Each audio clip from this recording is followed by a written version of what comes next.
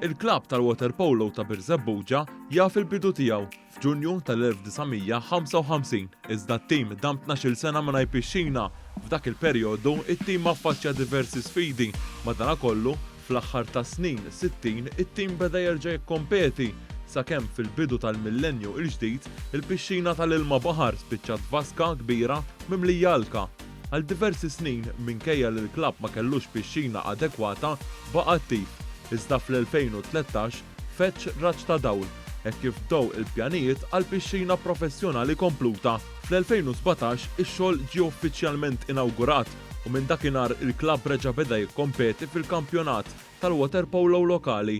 Tant li wara sentej jikkompeti, it-tim tal-waterpolo ta' Birżebbuġa wasal fl-ogħla livell tal-kampjonat, jiġifieri il-Premier. Crew ta' One News żar il-kumpless fejn hemmhekk tkellimna mat-team manager tat-tim fejn saħaq li l-ħidma bla waqfien waslet għal dawn ir-riżultati. Bdejna fit-2017 rġejna u l-pjan beda minn hemm, jiġifieri l-pjan mhux issa għax kombinazzjoni spiċċajna Premier dawn l-aħħar sentejn ħanibdew naħsbu minn issa se nagħmlu.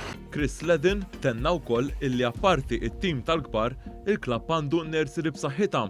Jiena il-proġett ta' dan il-klabb huwa li jibqa' jtella tfal, nibqgħu nagħmlu l-frott, jibqa' tila dak iċ-ċiklu u bil-mod il-mod daw it-tfal li għandna jibdew jieħdu posthom mat-tim tal-kbar.